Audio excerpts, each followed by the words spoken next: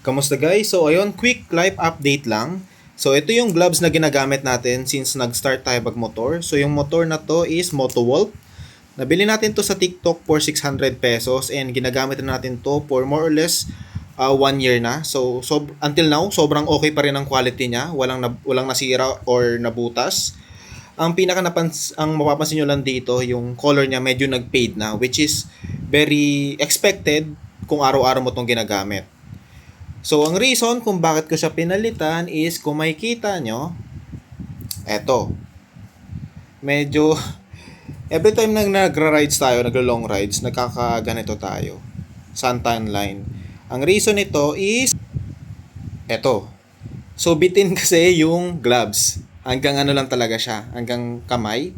But sa wrist part, hindi na siya umaabot. But I know yung solusyon lang naman dito is magsuot tayo ng yung long sleeve nga, warmer. Pero may mga times kasi na, for example, nakaganto, medyo cover na, 'di ba? Tapos pag kumahangin siya, naanuhan pa rin, nakikita pa rin. So, natutusta pa rin tayo. So, ngayon, I decided na bumili na tayo ng new gloves. So, yung gloves na to, nabili ko sa Moto World. Yung pangalan ng gloves na to is 5 gloves. Nabili ko to for almost 3K. So, ito siya. Pakita ko mabilisan. This one. So, in terms of the looks, to be honest, mas gusto ko pa rin yung tsura nitong original natin. Wala lang tayong nahanap na mas mahabang version nito. But, ito naman, abot na siya dito sa may wrist natin, no? Cobera na. So, hopefully, hindi na tayo natutusta every time na nagra-rides.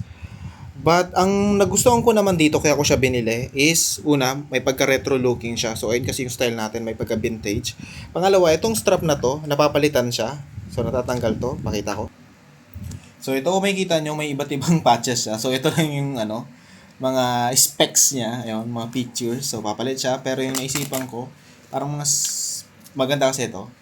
May accent siya. Hindi lang siya parang plain na monocolor. Tapos, another one, meron siyang ganito, yung hook. Now, ang pinaka-benefit nito is, let's say, tapos ka na magmotor, right? Ganito. Kung tapos ka na magmotor, so meron siyang ganitong hook na pwede mong, ayun, kung makikita nyo, mas maayos na siya tingnan, hindi na sabog. Pwede nyo lang ilagay dun sa, let's say, sa pantalon nyo, sa may belt. And ayun na. So, apaka-neat niya lang. Sobrang organized siya tingnan. At the same time, very functional. Kasi ito, pwede ka rin makapag-touch ng screen. So, magagamit mo yung phone mo while you're drive. Though, hindi ko siya na-recommend, syempre. But yun, ayun lang yung quick life update lang sa atin. And hopefully, maging matibay din to, same as this one. Ito, hindi ko pa rin tatapon. Spare ko pa rin. Yun lang, bye-bye!